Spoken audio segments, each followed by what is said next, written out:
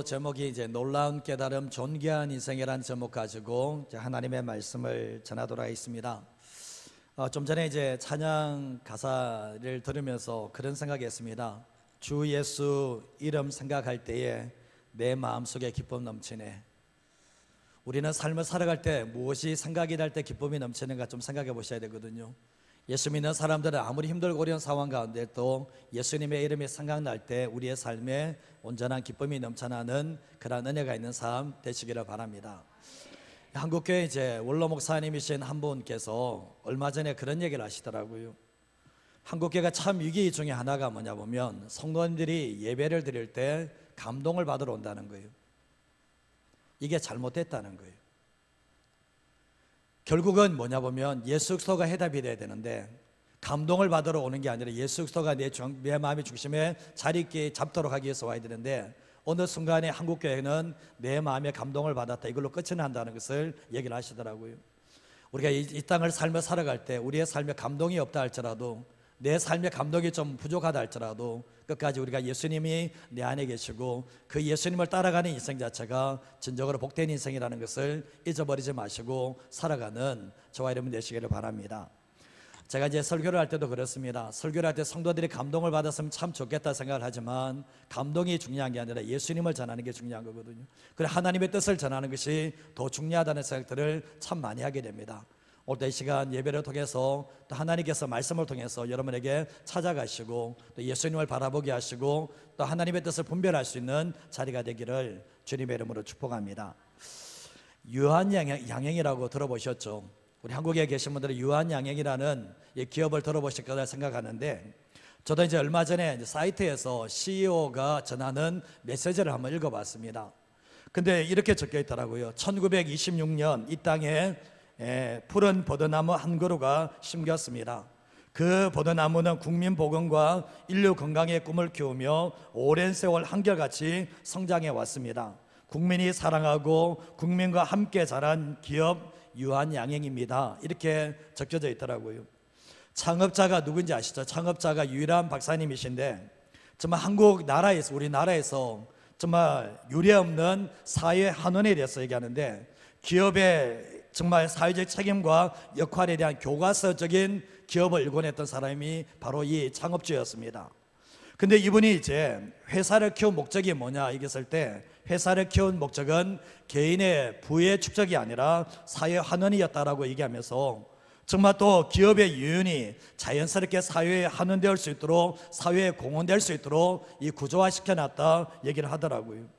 근데 이 유한양행이 투명한 경영과 이 성실한 납세로 말미암아 기업 경영의 제일 원칙이 바로 이 두 가지였거든요. 투명하게 경영을 해야 된다, 성실하게 납세를 내야 된다. 이 두 가지가 너무나 중요한 기업 원칙이었는데 특별히 일제시대와 1960년대 권력과 타협하지 않는 이 유한양행이 세무조사의 칼날을 피할 수가 없었는데 세무조사를 해보니까 단 1원도 탈세하지 않은 사실이 알려지게 되면서 모범 납세 기업으로 선정되는 일들이 있게 되었습니다. 근데 이 창업주인 유일한 박사님이 자신의 모든 재산이 주님께서 내게 맡기신 거다, 주님께서 내게 맡기신 것이라고 생각하여서 정말 유한재단을 만들어서 고등학교를 세워서 인재를 길러내고 또 인재의 양성을 위해서 대학교에 엄청난 재산을 장학기금으로 기부하는 일들이 있게 되었습니다. 근데 마지막 죽을 때 가족들에게는 $10,000만 유산으로 남기고 나머지 모든 재산을 사회에 환원을 했습니다. 갑자기 궁금하죠? $10,000가 얼마인가? $10,000 같으면 1,500만 원이 안 되는 돈을 자기 남기고 나머지는 다 사회에 환원하고 돌려주고 떠나게 되었는데, 근데 유한양행에 전통이 있는데 그게 뭐냐 보면 자녀들에게 기업을 물려주는 게 아니라 전문 경영인 제도를 넣어서 회사에서 탁월한 사람들에게 그 기업을 물려주는 전통을 가지고 있었습니다. 오늘날 보게 되면 부모가 기업을 일궈내게 되면 한결같이 자식에게 물려주는, 자식이 사업도 못하는데 물려줘서 어려움을 당하는 경우가 적지 않지만 이번의 경우는 뭡니까? 자녀들에게 기업을 물려준 것이 아니었던 겁니다.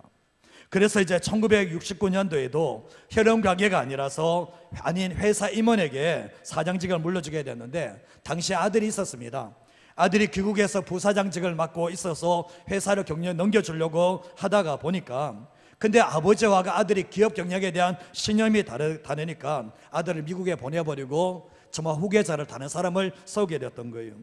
지금 사장도 1987년도에 입사해서 대표이사직을 수행하고 있는 모습을 보게 되는데, 창업주가 하나님 사랑하고 이웃 사랑한다는 이 바탕 위에서 기업을 경영해서 크게 성공한 인물이라고 말할 수 있는데, 정말 이분은 신앙을 지키면서 철저하게 신앙을 지키면서 성공했고, 더 나아가서 그 성공을 통해서 하나님의 이름을 더욱 빛낸 분이라고 이 인터넷에 기록되어져 있더라고요.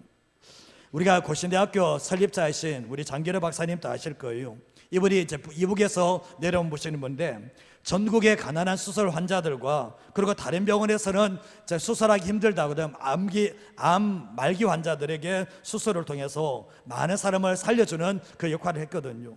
근데 병원 나왔지만 병원비를 내지 못하는 사람들이 있었는데, 그런 분들에게 어떻게 했나 보면 자신의 월급을 털어서 이 병원비를 대신 내주는, 정말 수술 받고 나는데 다 나은 사람들이 마지막에 했던 말 자체가 병원비를 낼 수가 없으니까 병원에서 자비를 함으로 말미암아 이 병원비를 갚겠다 했을 때, 장기려 박사님은 그냥 됐다고 얘기하면서 자기의 월급을 가지고 대신 병원비를 내주는 일들이 있게 되었습니다.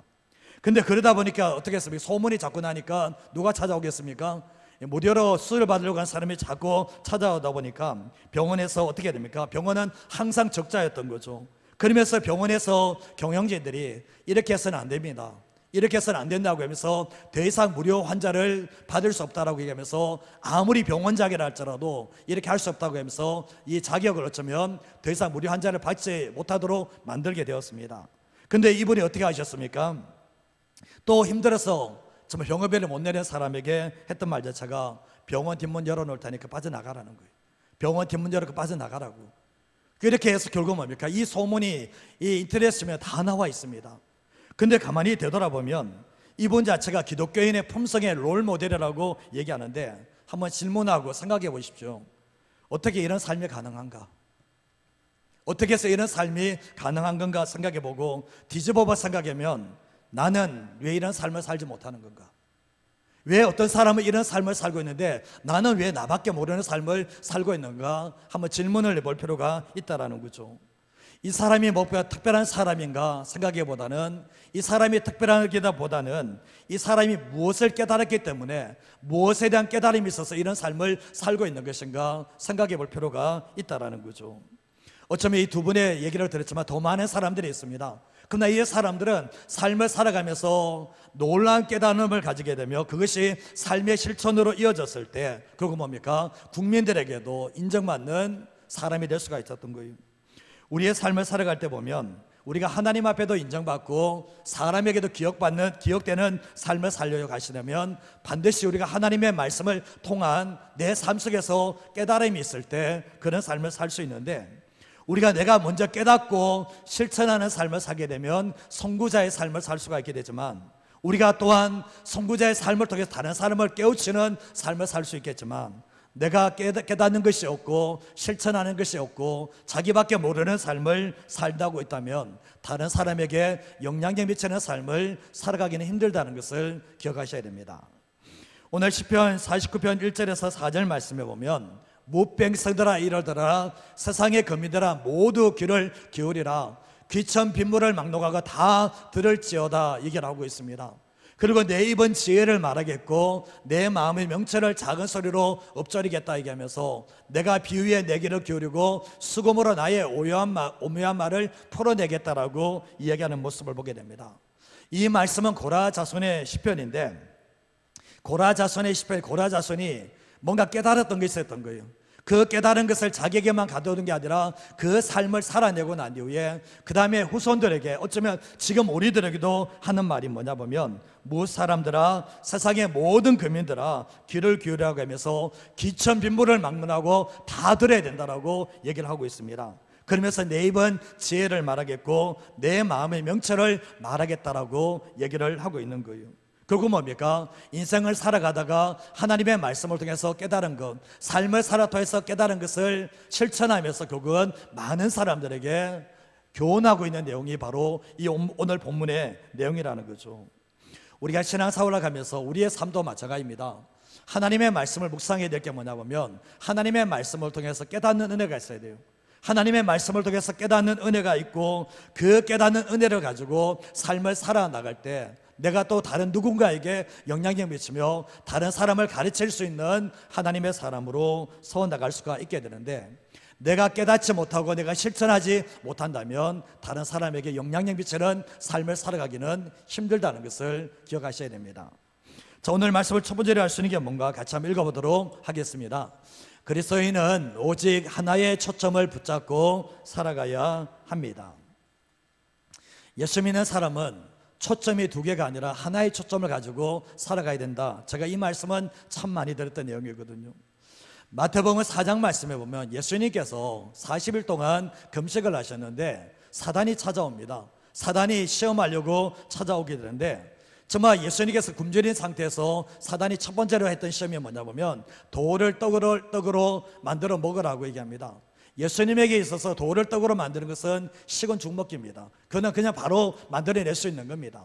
근데 예수님은 하지 않으십니다. 그리고 또 사단이 하는 말이, 너가 성전 꼭대기에서 떼어내리면 천사들이 받아줄 거다 얘기하는데, 성전 꼭대기에서 떼어내려서 천사가 받아주면 본전입니다. 안 떼어내리는 게 낫습니다. 그러나 결국 뭡니까? 예수님은 사단의 시험을 물리치게 되죠. 그리고 또 사단이 하는 말 자체가 너가 내게 절하면 세상 다 줄게, 그 얘기를 합니다. 세상 다 줄게 이야기를 했을 때 예수님께서 하셨던 말씀이 하나님을 시험하지 말라고 하면서 단칼에 잘라버리는 일들이 있게 되었습니다. 가만히 생각해보면 예수님은 사단의 유혹에 넘어가지 않거든요. 사단이 예수님이 누구인지 모르냐? 예수님이 누구인지를 알고 있어요. 근데 알고 있음에도 불구하고 왜 시험을 하는가 생각해보면 이유는 단순합니다.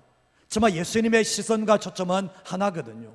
하나님께만 맞춰져 있는데 사단은 뭡니까? 찾아와서 너의 시선을, 너의 초점을 두 가지로 만들어라는 거예요. 두 가지의 초점을 가져라고 유혹에 나가는 모습을 보게 되는데, 예수님은 이 초점 자체가 하나님에게 초점을 견고하게 맞춰져 있으니까 아무리 사단이 두 개의 초점을 가져라고 해도 거기에 넘어가지 않는 모습을 보게 됩니다.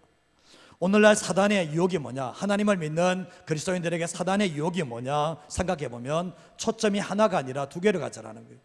계속해서 우리에게 찾아오는 것이 너가 붙드는 그 시선과 초점이 하나가 되는 것이 아니라 두 개가 되라고 계속해서 사단은 우리에게 유혹해 들어온다는 것입니다. 근데 우리가 신앙생활할 때 이 두 개의 초점을 가지고 살아가는 것이 얼마나 위험한지를 아셔야 되는데, 하나의 초점을 가지고 살아가는 사람과 두 개의 초점을 가지고 살아가는 사람의 신앙은 하늘과 땅의 차이입니다. 하늘과 땅의 차이를 가져온다는 거예요. 초점이 하나인 사람과 초점이 두 개인 사람의 모습은 하늘과 땅의 차이를 가져오게 되는데, 제가 설교 시작할 때도 보면 두 명에 대해서 얘기했지만 유한양행의 창업주하고 이 장계려 박사의 초점은 하나입니다. 두 개가 아니에요. 정말 끊임없는 유혹이었지만 마지막까지 초점을 하나에 뒀기 때문에 그런 삶을 살았다는 것을 우리는 충분히 알 수가 있는 거예요. 예수 믿지 않는 사람들은 초점이 하나입니다. 근데 잘못된 초점 하나거든요. 자기 자신의 초점을 두든 돈의 초점을 두든 잘못된 초점 하나를 가지고 살고 있지만, 예수 믿는 사람들은 하나님에 대한 하나의 초점이 아니면 예수 믿는 사람은 두 개의 초점을 가지고 살아갈 수 있는 위험이 있다는 것을 기억하셔야 됩니다. 마태복음 6장 22절에서 24절 말씀에 보면, 눈은 몸의 등불이니 그러므로 내 눈이 성하면 온몸이 밝을 것이요 눈이 나쁘면 온몸이 어두울 것이니 그러므로 내게 있는 빛이 어두우면 그 어둠이 얼마나 더하겠느냐. 같이 한번 읽어보겠습니다. 한 사람이 두 주인을 섬기지 못할 것이니 혹 이를 미워하고 저를 사랑하거나 혹 이를 중히 여기고 저를 경히 여김이라. 너희가 하나님과 재물을 겸하여 섬기지 못하느니라. 아멘. 여기서 성경 말씀에 눈은 몸의 등불인데 눈이 성하다는 것은 눈이 좋다라는 거예요. 눈이 좋다라는 것이 뭐냐면 포커스가 초점이 하나라는 거예요. 근데 눈이 나쁘다는 게 뭐냐? 이 초점이 두 개가 되고 이 더블 포커스를 가지고 초점을 가진다는 거예요. 신앙생활할 때 보면 영적인 눈이 좋다, 초점이 하나입니다. 근데 영적인 눈이 나쁘다, 초점이 두 개입니다.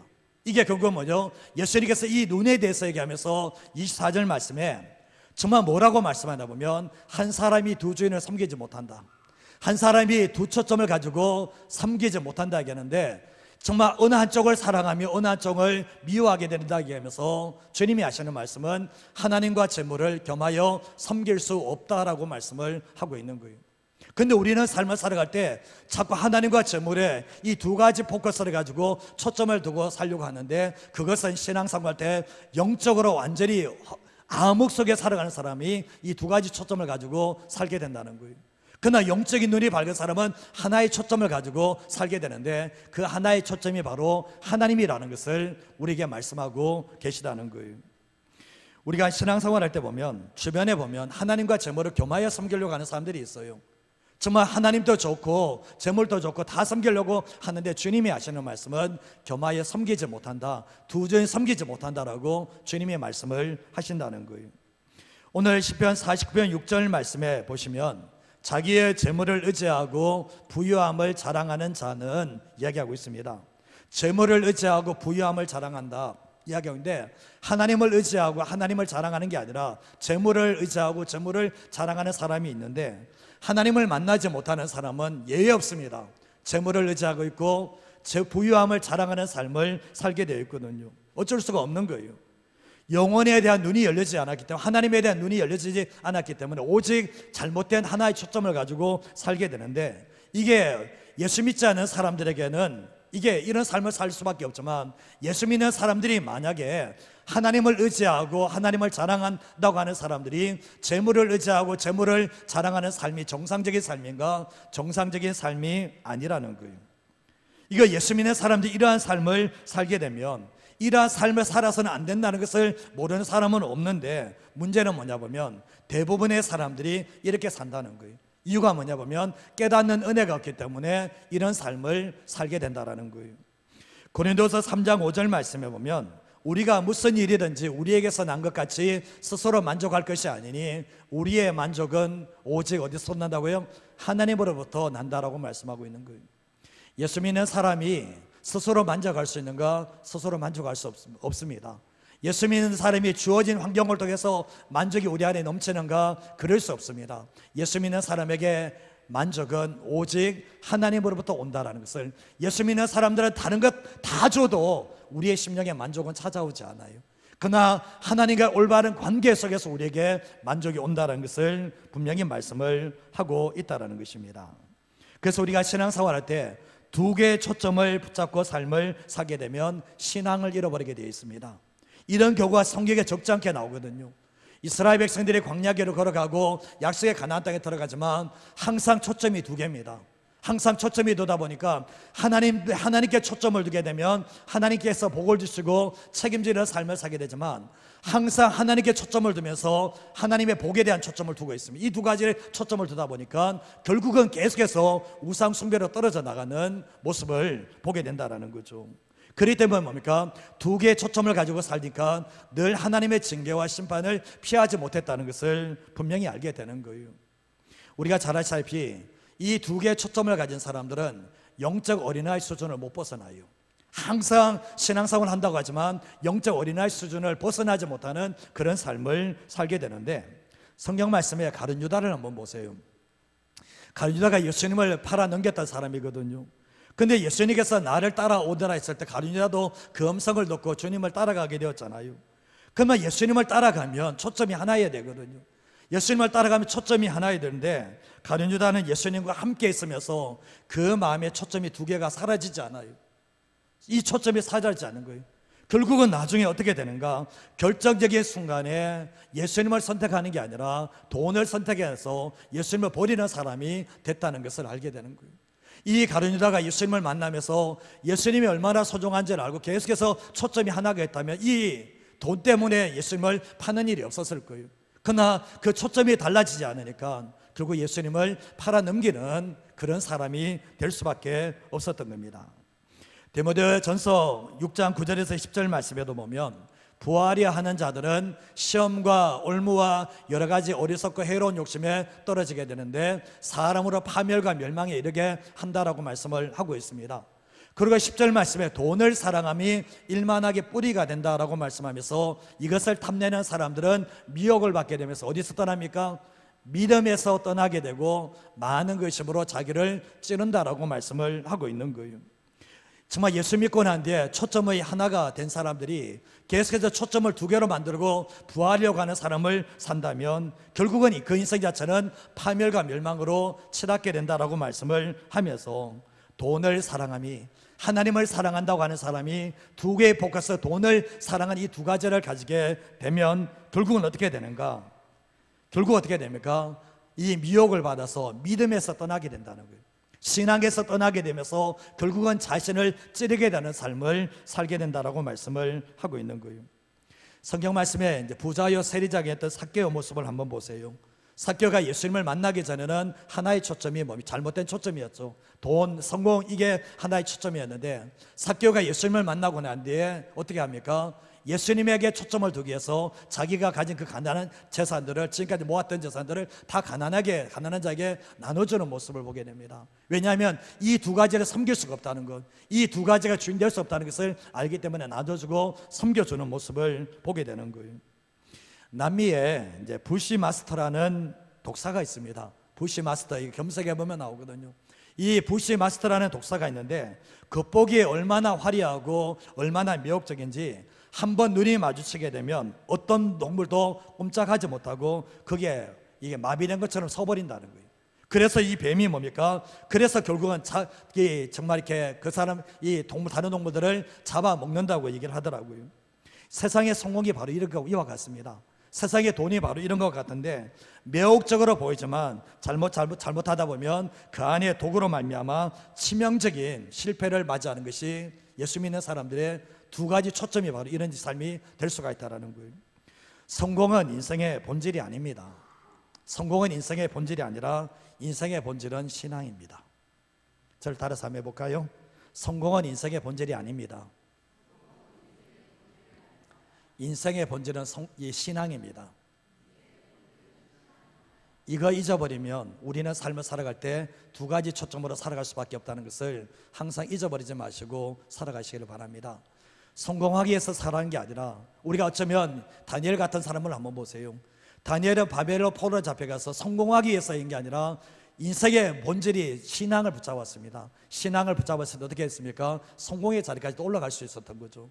우리의 삶을 살아갈 때, 자녀들을 키울 때도 자녀들이 성공이 본질되게 만드는 게 아니라 신앙이 본질되게 만드는데 쓰임받을 수 있는 우리 모든 믿음의 부모 되기를 주님의 이름으로 축복합니다. 좀 전에 주님께 뭔가 같이 한번 읽어보겠습니다. 재물이 영혼을 구원하지 못하며 재물은 영원하지 않음을 기억해야 합니다. 이거 모르시는 분 계시나요? 다 알죠? 근데 죄송한 표현이지만 아는 게 아닙니다. 실천되지 않는 것은 아는 게 아니에요. 그냥 머리로 이해하고 있는 뿐이에요.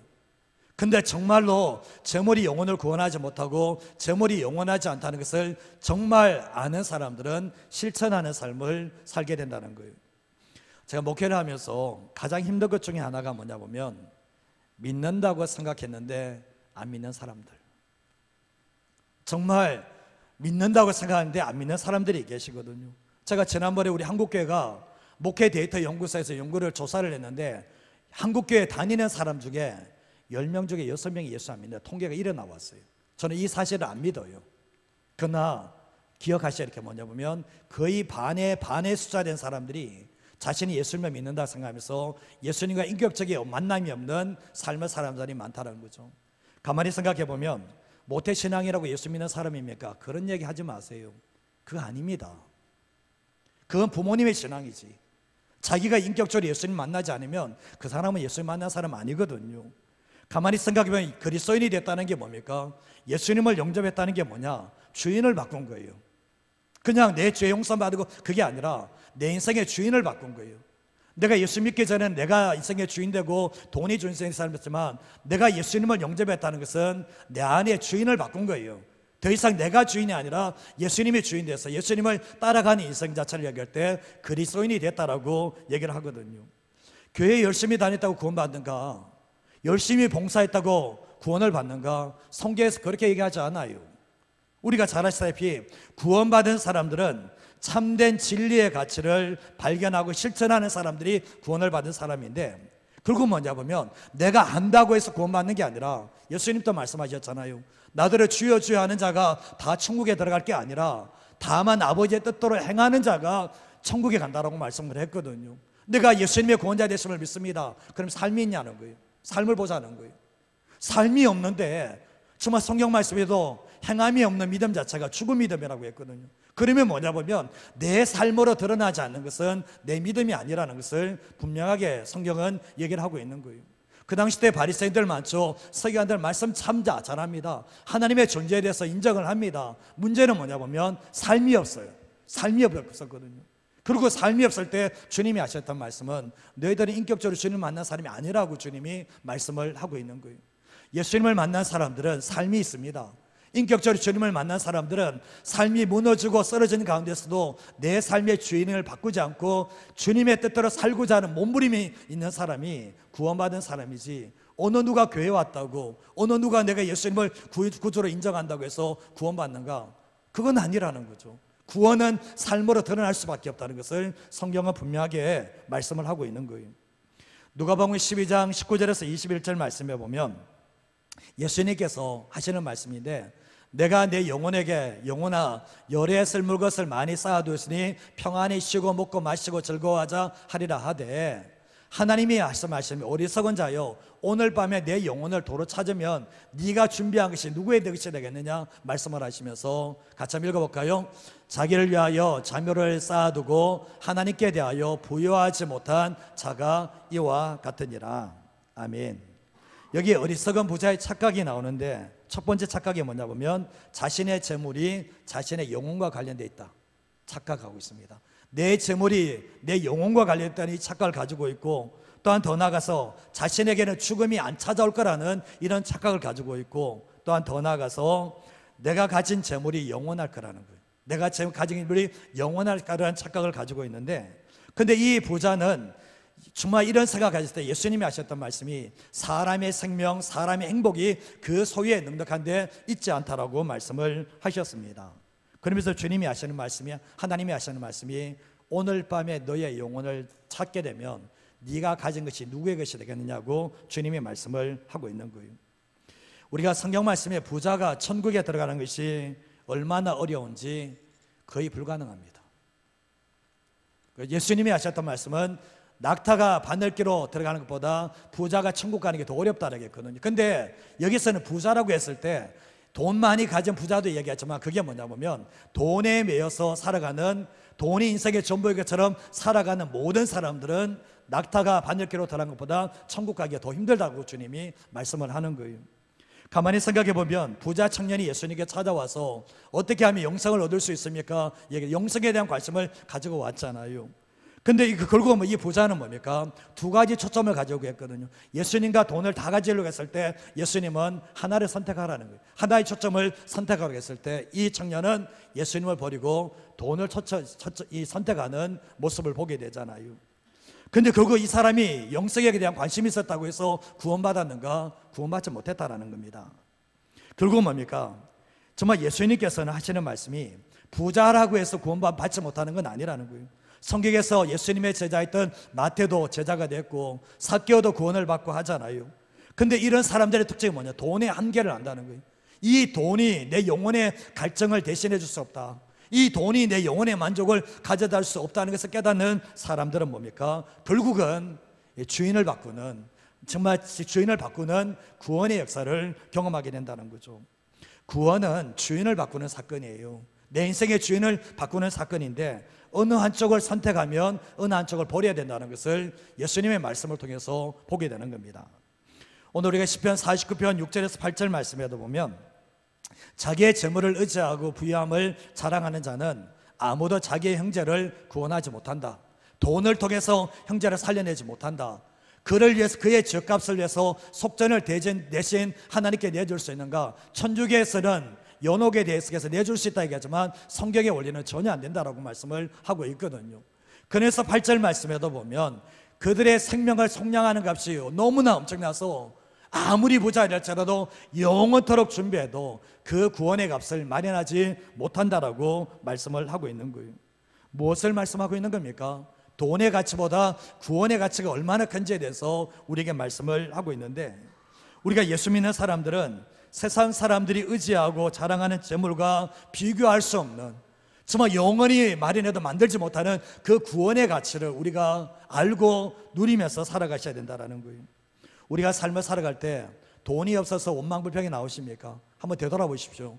내가 세상 사람들이 갖지 못한, 돈으로 살 수 없는 구원의 은혜가 있다면 내 삶에 비록 돈이 부족하다 할지라도 얼마든지 감사하며 얼마든지 찬양하며 살아갈 수 있는 것이 우리 인생 아닙니까? 세상의 모든 것을 다 주어도 전혀 얻지 못하는 게 뭐냐? 죄사함의 은혜, 구원의 은혜라는 것을 우리에게 말씀하고 있다면 우리의 삶을 살아갈 때 조금 부족하다 할지라도 얼마든지 내가 생명을 가진 사람, 이 세상의 모든 것을 가진 사람으로 살아갈 수 있다는 것을 우리에게 말씀하고 계시다는 거예요. 시편 49편 9절에서 11절 말씀에도 보면 그가 영원히 살아서 죽음을 보지 않을 것인가? 그러나 지혜 있는 자도 죽고 어리석고 무지한 자도 함께 망하며 그들의 재물은 어떻게 합니까? 남에게 남겨두고 떠나는 것을 보게 될 거다. 그리고 11절 말씀 뭐죠? 그러나 그들의 속생각은 뭡니까? 그들의 집은 영원히 있고 그의 거처는 대대에 이르고 그들의 토지를 누구 이름으로요? 자기 이름으로 부르는데 죽고 나면 그 토지 이름이 누구 이름으로 됩니까? 죽은 사람 이름으로 됩니까? 아니요, 바뀌게 되죠. 부유한 사람은 생명을 연장할 수는 있을 거예요. 육신의 질병이 있을 때 연장할 수는 있겠지만 정말 그 생명이 끝까지 가진 않아요. 영원히 살아서 죽음을 피할 수는 없는 거예요. 그래서 우리가 신앙생활 할 때 보면 주변 사람들 아무리 부유한 사람이랄지라도 결국은 재물은 자기가 이 땅에 있는 것이지만 남에게 물려주고 떠날 수밖에 없다는 것을 알고, 그러나 보면 재물을 의지하는 사람들의 착각이 뭐냐 보면 내 집은 영원히 있고 내 집은 대대에 이른다, 이 착각 속에 살고 있는데 아니라고요. 하고요? 아니요, 다 그래요. 다 그들 속에서는 이게 영원하는 생각들을 가지고 살 수밖에 없다는 것을 얘기하는데, 그렇다고 해서 죽음을 피해낼 수 있는가? 죽음을 피해낼 수 없다는 것을 말씀하는 거예요. 그래서 49편 12절 말씀에 보면 사람은 존귀하나 장구하지 못하고 멸망하는 짐승과 같다라고 말씀을 하고 있거든요. 사람은 하나님의 형상으로 태어났기 때문에 사람 자체는 존귀합니다. 그러나 사람 자체가 영원토록 사는 존재를 되지 못하고 깨닫지 못하는 사람들은 결국은 멸망하는 짐승과 같은 삶을 산다라는 거예요. 그들의 속생각에 나의 재물은 영원하고 나의 집은 영원히 있다라는 그런 어쩌면 멸망하는 짐승과 같은 삶을 살 수밖에 없다고 말씀을 하고 있는 거예요. 사람은 영혼을 사모하는 마음을 하나님이 주셨거든요. 전도서 7장 4절 말씀을 한번 읽어보도록 하겠습니다. 지혜자의 마음은 초상집에 있으되 우매한 자의 마음은 혼인집에 있느니라. 지혜로운 사람들의 마음은 내가 언젠가는 죽는다는 것, 내가 죽을 수밖에 없다는 것을 인정할 수밖에 없고 나의 생명이 영원하지 않다는 것을 아는 사람들이 지혜자는, 그래서 지혜자는 초상집에 있다는 거예요.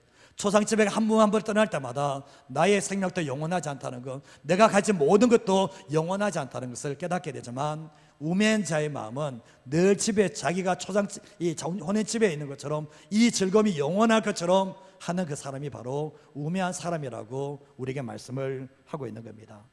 사랑스러운 삶을 살아가면서 재물은 내 형제라도 살려낼 수 없어요. 그리고 이 재물은 영원하지 않다는 것, 이것을 우리가 결국 뭡니까? 머리로나 알고 하는 게 아니라 내 삶으로 실천함으로 말미암아 진정한 깨달음이 있고 삶의 변화가 있는 삶을 살아가기를 주님의 이름으로 축복합니다. 마지막 한 가지만 더 말씀을 드리겠습니다. 적용부리 부분인데 한번 읽어보겠습니다. 깨닫는 만큼 다른 삶을 살며 영혼을 준비하는 삶이 됩니다. 깨닫는 만큼 다른 삶을 살아내야 되고, 다른 삶을 살아가는 사람들은 이 땅의 삶의 모습이 아니라 영혼을 준비하는 삶을 살아갈 수가 있게 되는 거예요. 이 땅에서의 나의 소유는 없습니다. 이 땅에서 나의 소유는 없습니다. 빈손으로 왔다가 빈손으로 가면 다 끝납니다. 이 땅에서 나의 소유는 없습니다. 우리가 돈이라는 것이, 재물이라는 것이 하나님의 나라와 의를 위해서 쓰임받을 수 있고, 영혼들을 살려낼 수 있는 것은 돈이 되지 않지만 영혼을 살려내는 일에 통로가 될 수, 도구가 될 수 있는 것도 돈이 될 수 있고, 하늘의 상급을 쌓아가는 것도 중요한 도구가 될 수 있는 것이 재물이 될 수 있습니다. 그러나 이것은 청지기 의식을 가질 때만 가능한 거예요.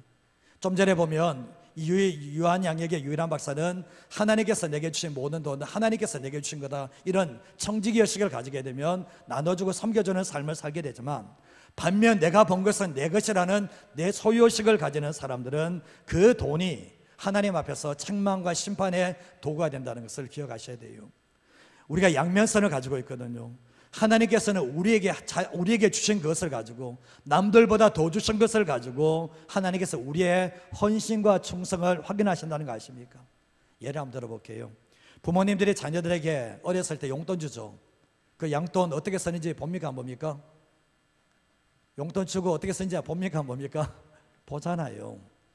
그리고 이 자식에게는 돈을 더 줘도 되는지 안 되는지 부모가 확인을 하게 되잖아요. 하나님도 마찬가지인 거예요. 하나님께서 자기가 주신 것을 가지고, 이 땅의 모든 것은 다 하나님의 것인데 하나님이 주시고 난 뒤에 네가 어떻게 쓰는지 보자는 거예요. 주님이 그것을 가지고 그 뭡니까? 그 돈이 너가 하나님의 나라를 위해 쓰는 거지 너만을 위해 쓰는 거지 보겠다는 거예요. 그러고 나니 네가 다 끝났을 때 내가 너에게 준 것을 가지고 셈해보자고 주님이 말씀을 하는 거예요. 시편 49편 13절에서 15절 말씀에도 보면, 이것이 바로 어리석은 자들의 길이며 그들의 말을 기뻐하는 자들의 종말이다.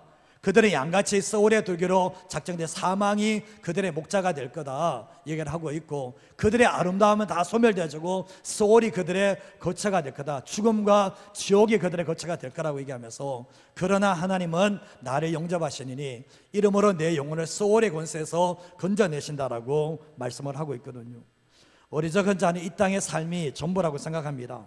이 땅이 자기가 가진 것이 영원하다고 착각하면서 살게 되는데, 현대 성경에서는 49편 13절 말씀에 이렇게 되어 있는데 같이 한번 읽어보겠습니다. 자기 자신만을 믿는 자들도 그렇게 될 수밖에 없으리라. 가지고 있는 재산에 협족해하며 아무런 걱정 없이 살아가는 자들도 결국 그렇게 될 수밖에 없으리라. 자기 자신을 믿고 내가 가진 재산에 협족해하면서 아무런 걱정 없이 살아가는 사람들의 목자는 사망이다, 지옥이다, 이렇게 얘기해버려요. 무섭게 얘기합니다. 결국 이 땅에서의 아름다움은 다 소멸되어지게 되고 음부 지옥에서 살게 될 것인데, 그러나 재물을 의지하고 부유함을 자랑하는 삶이 아니라 하나님을 의지하고 하나님을 자랑하는 삶을 살았던 사람들은 우리의 영혼을 영원한 천국으로 인도하시고 더 아름답게 더 빛나게 해주시겠다라고 약속을 하고 계십니다. 이게 바로 깨닫는 자의 아름다운 결말이라는 것을 말씀하고 있는 거예요. 시편 49편 16절에서 17절 말씀에도 보면, 사람이 치부하여 그의 집에 영광이 더할 때에 너는 두려워하지 말지어다. 그가 죽음에 가정하는 것이 없고 그의 영광이 그를 따라 내려가지 못한다라고 말씀을 하고 있거든요. 사람은 이 땅에서 부유하든 가난하든 죽음 앞에서 평등합니다. 근데 세번역에서는 이렇게 번역을 하고 있는데, 어떤 사람이 부자가 되더라도 그 집의 재산이 늘어나더라도 뭐라고요? 너는 스스로 두려워하지 말라는 게 뭐죠? 초라해지지 말라는 거예요. 개혁 개정판이 두려워하지 마라, 이 말이 초라해지지 말라는 거예요. 뭡니까? 정말 그 사람이 정말 이렇게 부자가 되더라도, 그 사람의 집이 재산이 늘어난다 할지라도 그것을 초라해지지 말라는 거예요. 우리는 보면 초라해질 때가 많이 있지만, 그가 죽을 때는 아무것도 가져가지 못하고 아무리 성공해도 그의 재산이 그를 따라가지 못한다라고 말씀을 하고 있는 거예요. 누가복음 16장 말씀에 부자와 나사로 할 때, 부자가 죽었을 때 그의 영광이 따라갔습니까? 그의 재산이 그를 따라갔습니까? 정말 빈손으로 온 사람은 빈손으로 갈 수밖에 없다는 것을 죽음 앞에서 깨닫는 모습을 보게 되는 거예요. 표준세번역에서는 49장 18절에 19절 말씀을 같이 한번 읽어보도록 하겠습니다. 비록 사람이 이 세상에서 흡족하게 살고 성공하여 칭송을 받는다 하여도 그도 마침내 자기 조상에게로 돌아가고 만다. 영원히 빛을 보지 못하게 된다. 이걸 이야기하는 거예요. 이 고라자손이 이걸 깨달았던 거예요. 사람이 이 땅에서 얼마든지 협족하게 살고 성공하게 칭송학을 받는다 할지라도 그는 결국은 마지막에 그들의 목자는 사망이 된다는 것을 얘기를 하면서 영원히 빛을 보지 못한다 얘기합니다. 이게 뭡니까? 재물을 의지하고 부유함을 자랑하는 사람들은 이런 인생의 결말이 찾아온다는 것을 말씀하고 있는 겁니다. 그래서 시편 49편 20절 말씀에도 보면, 존귀하나 깨닫지 못하는 사람은 멸하고요, 멸망하는 짐승과 같다라고 말씀을 하고 있는 거예요. 이 땅의 사람들이 보면 사람은 다 존귀하거든요. 그러나 깨닫지 못하기 때문에 결국 사람이 짐승과 같은 삶을 살아간 사람이 적지 않다는 것을 알게 되는데, 깨닫지 못한다는 것은 이해가 없고 지혜가 없다는 뜻을 가지고 있는데, 사람이 아무리 위대하다 할지라도 깨달음이 없으면 멸망하는 짐승과 같은 삶을 살게 된다는 것을 말씀하는 거예요.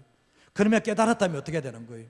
이 고라자손이 깨달았다고 해서 그냥 말하는 게 아니라 깨달은 것을 삶으로 이어지게 될 때 그건 뭡니까? 많은 사람에게 교훈을 받으라고 얘기를 할 수가 있는 거예요.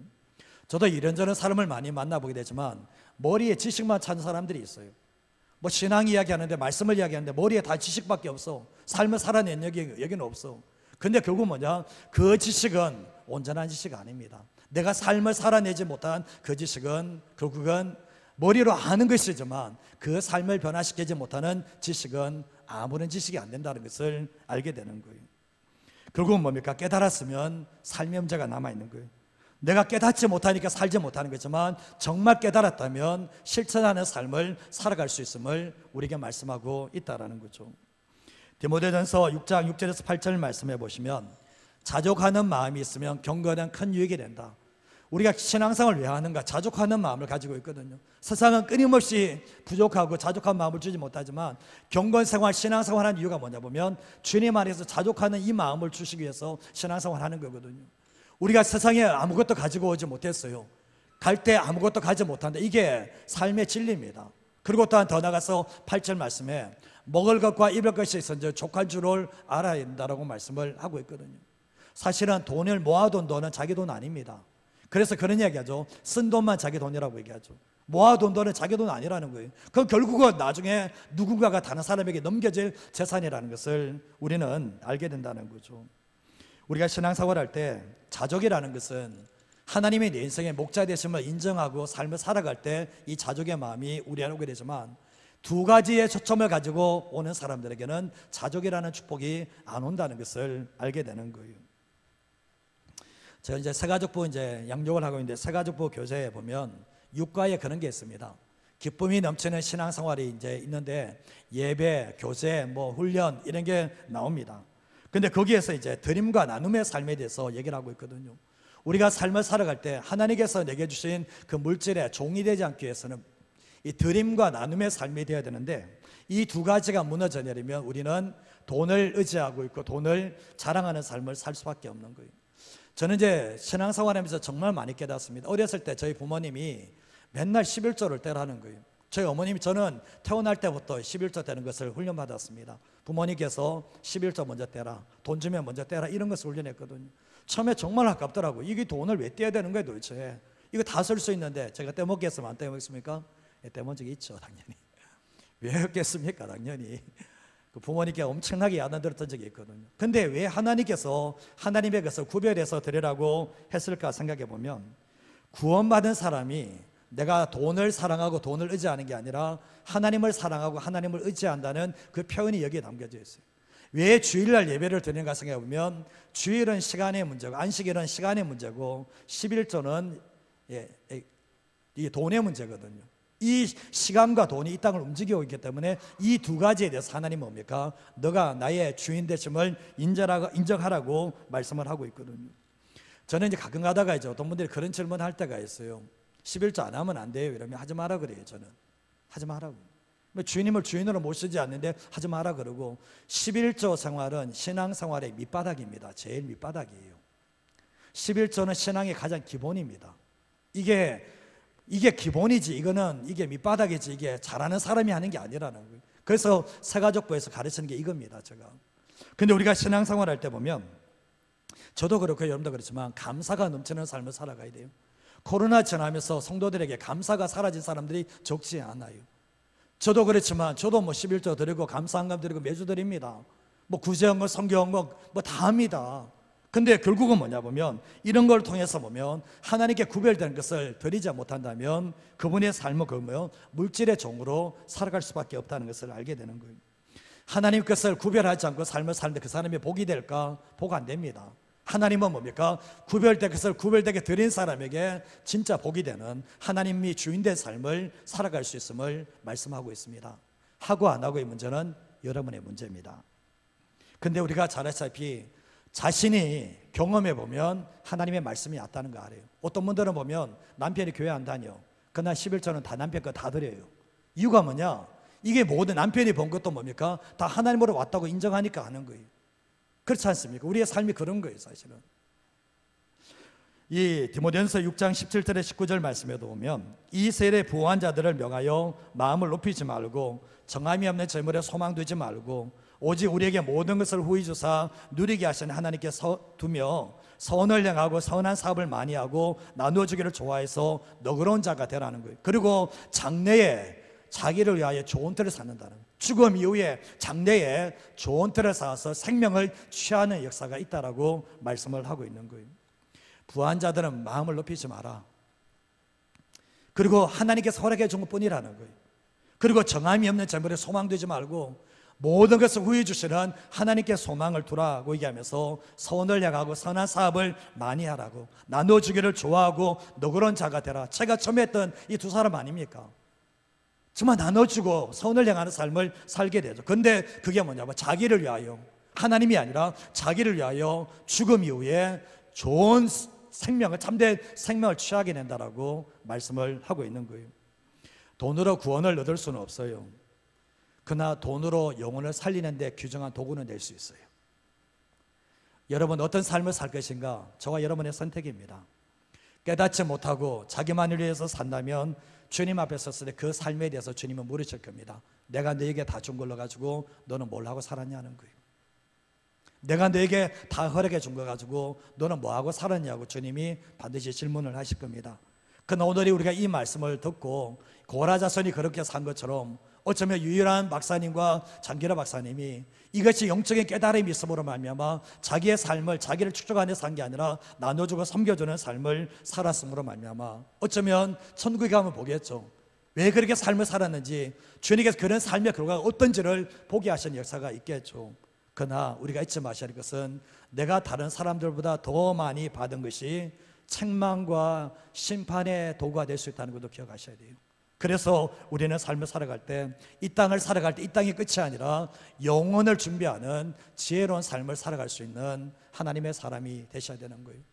교회는 그렇습니다. 교회는 무수히 많은 사람도 있지만 영적인 깨달음을 가진 사람들은, 영적인 놀란 깨달은 삶을 삶은 사람들은 존귀한 인생을 살게 되지만 교회 다니면서 신앙 생활한다면서도 불구하고 이 깨달음이 없는 사람들은 멸망하는 짐승과 같은 삶을 살아갈 수밖에 없다는 것을 알게 되는 거예요. 요즘 이게 기업에서든 우리가 이게 뉴스를 보시다면 정치인들이든 기업하시는 분들이든 보시다 보면 결국 뭐냐 보면 멸망할 수밖에 없는 짐승의 길을 걸어가는 사람들 우리는 충분히 볼 수 있습니다.